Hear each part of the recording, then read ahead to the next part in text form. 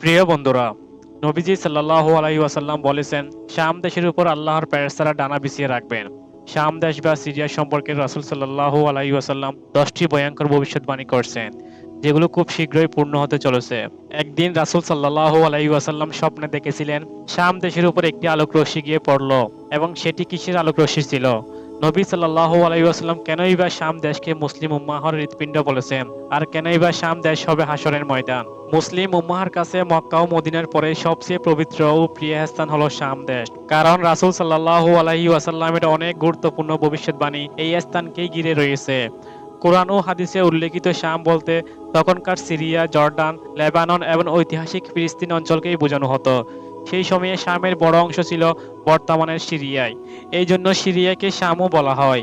শামের বিশেষ মর্যাদা হলো, আল্লাহ তাআলার পাঠানো অধিকাংশ নবী রাসূল এই অঞ্চলে এসেছিলেন। আবার কিয়ামতের ময়দান হবে এই শামেই। কিয়ামতের দিন পৃথিবীর সব মানুষ এখানে জামায়াত হবে। শাম দেশ সম্পর্কে বিশ্বনবী সাল্লাল্লাহু আলাইহি ওয়াসাল্লামের ভবিষ্যৎবাণী। রাসূলুল্লাহ সাল্লাল্লাহু আলাইহি ওয়াসাল্লামের একটি গুরুত্বপূর্ণ ঘোষণা হলো, তার উম্মতের একটি দল সর্বদা হকের উপর বিজয়ী থাকবে। হযরত মুআবি ইবনে সুবাহ রাদিয়াল্লাহু তাআলা আনহু থেকে বর্ণিত হাদিসে রাসূল সাল্লাল্লাহু আলাইহি ওয়াসাল্লাম বলেন, কিয়ামত আসা পর্যন্ত আমার উম্মতের একটি দল সত্যের উপর বিজয়ী থাকবে। তারা হবে সত্যের রক্ষক এবং আল্লাহর সাহায্য প্রাপ্ত।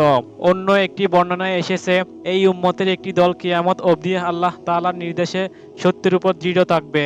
তাদের কোনো ক্ষতি করতে পারবে না কেউ, আর তারা লড়াই চালিয়ে যাবে। সাহাবায়ে কেরাম এই দলটির পরিচয় ও অবস্থান নিয়ে বলেছেন, এই দলটি শাম দেশে অবস্থান করবে। রাসূলুল্লাহ সাল্লাল্লাহু আলাইহি ওয়াসাল্লাম তাবরানীর বর্ণনায় উল্লেখ করেছেন, এই দলটি সিরিয়া বা শামেই থাকবে। এই থেকে বোঝা যায়, কিয়ামতের আগে শাম দেশে সত্যের পথে একটি দল থাকবে, যারা আল্লাহর সাহায্যে বিজয়ী হবে এবং তাদের উপর কোনো শত্রুর ক্ষতি করার ক্ষমতাই থাকবে না। ২. হযরত আব্দুল্লাহ ইবনে উমর রাদিয়াল্লাহু তাআলা আনহু থেকে বর্ণিত, রাসূলুল্লাহ সাল্লাল্লাহু আলাইহি ওয়াসাল্লাম ইয়েমেনের জন্য বরকতের দোয়া করেছেন। রাসূলুল্লাহ সাল্লাল্লাহু আলাইহি ওয়াসাল্লাম বলেন, হে আল্লাহ, আমাদের শাম ও ইয়েমেনের জন্য বরকত দান করুন। ওনার এই দোয়া শুনে উপস্থিত লোকেরা বলেন, হে আল্লাহর রাসূল, আমাদের নাজদের জন্য দোয়া করুন। কিন্তু তিনি তাদের কথা শুনে আবারও শাম ও ইয়েমেনের জন্য দোয়া করেন। তৃতীয়বার সাহাবীরা নাজদের জন্য দোয়া করতে চাইলে রাসূলুল্লাহ সাল্লাল্লাহু আলাইহি ওয়াসাল্লাম বলেন, নজেতু ফিতনা, ফাসাদ, মারামারি, খুন এবং ভূমিকম্প হবে। সেখান থেকেই শয়তানের উদ্ভব হবে। এখানে নাজ বলতে বেশিরভাগ ইসলামিক স্কলার ইরানকে বুঝিয়েছেন, কারণ নাজ শব্দটি দ্বারা উঁচু এলাকাকেই বোঝায়। তবে কিছু বর্ণনায় সৌদি আরবের হেজাজ অঞ্চলকেও নাজ বলা হয়েছে। তানজুজুল উম্মাহ গ্রন্থে উল্লেখ আছে, রাসূলুল্লাহ সাল্লাল্লাহু আলাইহি ওয়াসাল্লাম নাজ বলতে ইরাকের কথাই বলেছেন। মূল বিষয় হলো, রাসূল সাল্লাল্লাহু আলাইহি ওয়াসাল্লাম শামের জন্য বিশেষ বরকত কল্যাণ চেয়েছেন, যা এই অঞ্চলকে মুসলিমদের কাছে অত্যন্ত গুরুত্বপূর্ণ ও প্রিয় করে তুলেছেন। ৩. হযরত আব্দুল্লাহ ইবনে হাওলা রাদিয়াল্লাহু তাআলা আনহু থেকে বর্ণিত, রাসূলুল্লাহ সাল্লাল্লাহু আলাইহি ওয়াসাল্লাম বলেন, যখন দেখবে খিলাফত কোনো পবিত্র ভূমিতে প্রতিষ্ঠিত হয়েছে, তখন মনে করো কিয়ামত খুব নিকটেই। আবু দাউদ, মুসনাদ আহমদ। হাদিস বিশারদদের মতে এখানে পবিত্র ভূমি বলতে শাম অঞ্চল বা সিরিয়াকে বোঝানো হয়েছে। হাদিসের বক্তব্য বিশ্লেষণ করলেই এটি স্পষ্ট হয়ে যায়। ৪. রাসূলুল্লাহ সাল্লাল্লাহু আলাইহি ওয়াসাল্লাম বলেন, সিরিয়া বা শাম হলো মুসলিম বিশ্বের হৃৎপিণ্ড। তিরমিজি হাদিস। তিনি আরো উল্লেখ করেছেন, যখন শামের লোকেরা খারাপ হয়ে যাবে এবং মন্দের দিকে ঝুঁকবে, তখন বুঝে নাও যে মুসলিম বিশ্বে আর কোনো কল্যাণ অবশিষ্ট নেই।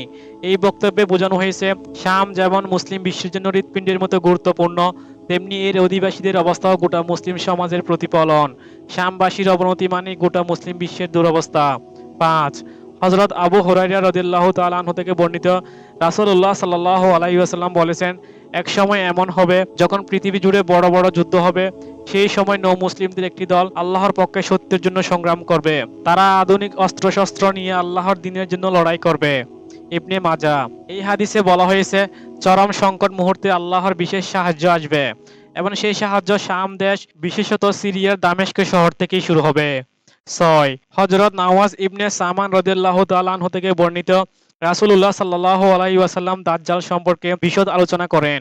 তিনি বলেন, কিয়ামতের আগে হযরত ঈসা আলাইহিস সালাতু ওয়াস সালাম আসমান থেকে পৃথিবীতে অবতরণ করবেন। তিনি সিরিয়ার দামেস্ক শহরের পূর্ব দিকে সাদা মিনারেই নামবেন। সেখান থেকে দাজ্জালের বিরুদ্ধে যুদ্ধ শুরু করবেন এবং সিরিয়ার লুত নামক স্থানে দাজ্জালকে হত্যা করবেন।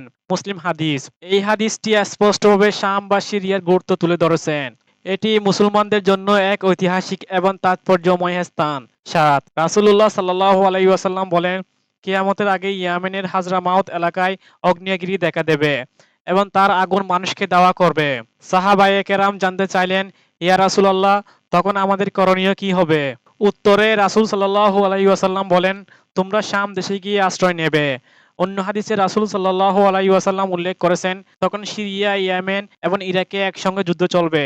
তখন শামের হয়েই লড়াই করবে। যদি শামের পক্ষে লড়াই করা সম্ভব না হয়, তবে ইয়েমেনের পক্ষে হয়েই লড়াই করবে।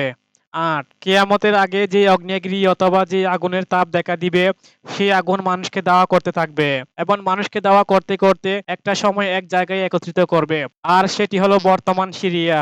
প্রিয় নবী হযরত মুহাম্মদ সাল্লাল্লাহু আলাইহি ওয়াসাল্লামের বাসায় সিরিয়াই হবে কিয়ামতের ময়দান। কিয়ামতের সময় মানুষ সারা পৃথিবী থেকে এসে এই শাম অঞ্চলে একত্রিত হতে থাকবে। মুসনাদ আহমদ। ৯. রাসূল সাল্লাল্লাহু আলাইহি ওয়াসাল্লাম অন্য হাদিসে ইরশাদ করেন, আল্লাহর ফেরেশতারা শাম অঞ্চলের উপর ডানা বিছিয়ে দিয়েছেন অথবা ডানা বিছিয়ে রাখবেন। ১০. অন্য এক হাদিসে প্রিয় নবী সাল্লাল্লাহু আলাইহি ওয়াসাল্লাম তার স্বপ্নের বিবরণ দিতে গিয়ে বলেন, একবার আমি শুয়েছিলাম, সেখানে আমার মাথার নিচ থেকে আল্লাহর কিতাবকে ছিনিয়ে নেওয়া হলো। আর সেটাকে যখন নিয়ে যাওয়া হচ্ছিল, তখন আমি তাকিয়ে দেখতে থাকলাম কোথায় নিয়ে যাওয়া হচ্ছে। দেখলাম একটি আলোকরশ্মি চলে যাচ্ছে এবং সেটি যেতে যেতে আসাম অঞ্চল তথা সিরিয়ার ভূমি পর্যন্ত চলে গেল, আর সেটা সেখানেই অবতরণ করলো। তারপর আল্লাহর রাসূল সাল্লাল্লাহু আলাইহি ওয়াসাল্লাম বলেন, যখন সারা পৃথিবীতে ফিতনা ফাসাদে ভরে যাবে, তখন ঈমানদারদের ঠিকানা হবে শাম বা সিরিয়া অঞ্চল।